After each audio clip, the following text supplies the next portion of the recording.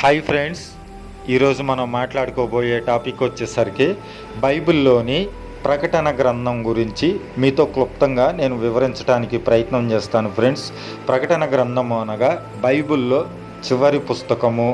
ప్రకటన గ్రంథంలో 7 సంఘాల గురించి అపోస్తులుడైన యోహాను రాశాడు. ఈ 7 సంఘాల గురించి మీతో క్లుప్తంగా నేను ఒక్కొక్క వీడియో 7 సంఘాలను 7 వీడియోలుగా చేసి మీకు క్లుప్తంగా వివరించడానికి నేను ప్రయత్నం చేస్తూ ఉంటాను. ఫ్రెండ్స్, అప్పుడప్పుడు అంకురిస్తున్న ఆత్మీయ సంఘాల మీద ఆనాటి రోమా సామ్రాజ్యపు సంఖ్యలు పసిమొగ్గల విశ్వాస జీవితాలను చిదిమేస్తున్న కొద్దీ రోజురోజుకు పెరుగుతున్న విశ్వాసుల పట్టుదల ఎందరినో హతసాక్షులుగా మిగిల్చింది.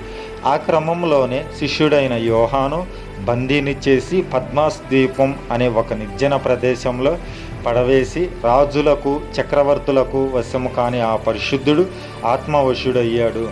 ఆసియాలోని 7 సంఘాలను పరిస్థితులను గూర్చిన సంగతులను వివరిస్తూ ఆయా సంఘాలను వధువు సంఘములుగా తీర్చిదిద్దుటకు అందులోనున్న లోటుపాట్లను సరిచేసుకుంటూ ప్రభువు రాకడ సిద్ధపరచబడినట్లు ప్రోత్సహిస్తూ పరిశుద్ధాత్మ ద్వారా యేసుక్రీస్తు యోహానుకు చూపిన దర్శనమే ఈ ప్రకటన గ్రంథ సారాంశము. ఆనాడు యోహాను రాసిన ఈ సంగతులను నేడు మనం ధ్యానించి నేటి దినములలో మన ఆత్మీయ జీవితాలకు మన సంఘాలకు మనం ఎలా బోధించాలో అని కొంచెం అధ్యయనం చేద్దాము. ప్రకటన గ్రంథంలో వివరించిన 7 సంఘాలు: 1 ఎఫెసు, 2 Smyrna, 3 Pergamum, 4 Thyatira, 5 Sardis, 6 Philadelphia, 7 లవోదికియా అనునవి నేటి దినాలలో ఆధునిక టర్కీ ప్రాంతంలో మనం 7 సంఘాలను చూడగలము. అయితే ఈ సంఘాలు భౌతికంగా ఇప్పుడు లేవు.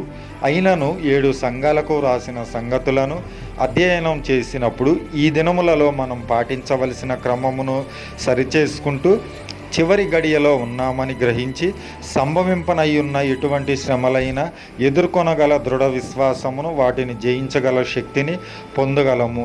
7 సువర్ణ ద్వీప స్తంభములను, 7 సంఘములు, 7 నక్షత్రములు, 7 సంఘములకు దూతలు, యోహాను చూసిన ఆ నక్షత్రముల మర్మమును, దీపస్తంభముల సంగతిని గూర్చి వివరించబడిన అనేక విషయాలను మనం ఈరోజు నేర్చుకుందాం.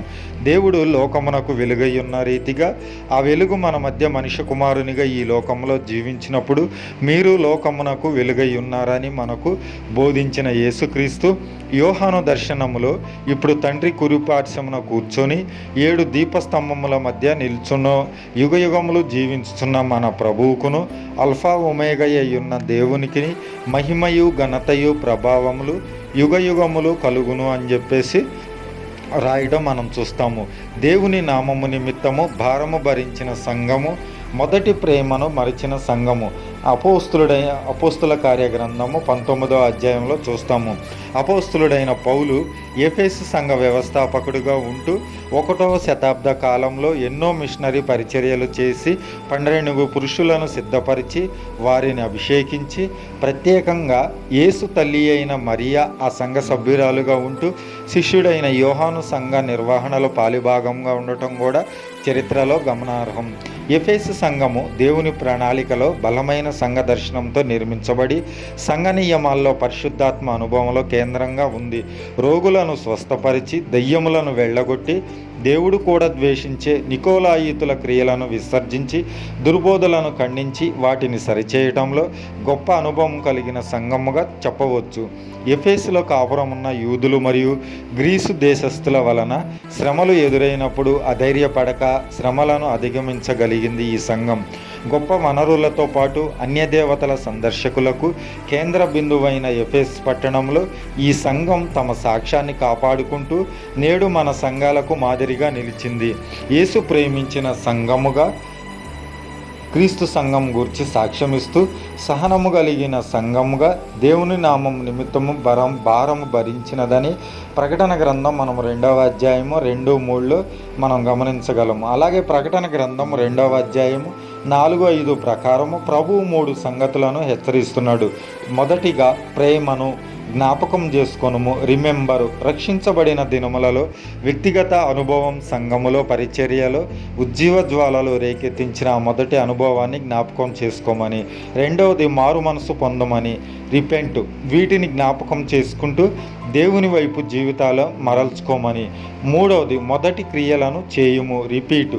ఆ మొదట ఉండిన క్రీస్తు ప్రేమను తిరిగి పునరుద్ధరించుకోమని జ్ఞాపకం చేస్తున్నాడు. లేని ఎడల దీపస్తంభమును అనగా సంఘమును దాని చోట నుండి తీసివేతునని హెచ్చరిస్తున్నాడు. క్రీస్తు సంఘమును ప్రేమించి అది కళంకమైనను ముడతైనను అట్టిది మరి ఏదైనాను లేక పరిశుద్ధమైనదిగాను నిర్దోషమైనదిగాను మహిమగల సంఘముగాను అని ఎఫెసీ పత్రిక 5వ అధ్యాయము 25 నుంచి 27 వచనాలు ప్రభువు కోరుతున్న సంఘముగా మన సంఘము ఉండాలని, మనం ఆ విధంగా సిద్ధపరచబడాలని కోరుచు నేను ఈ వీడియోలో మొదటి సంఘము అనగా ఎఫెసీ సంఘం గురించి నేను క్లుప్తంగా వివరించాను. ఫ్రెండ్స్, ఈ వీడియో చూస్తూ ఉండండి, చాలా బాగుంటుంది. ఇంకా మిగతా 6 సంఘాల గురించి కూడా 6 వీడియోలు మీకు చేసి క్లుప్తంగా వివరించడానికి ప్రయత్నం చేస్తూ ఉంటాను.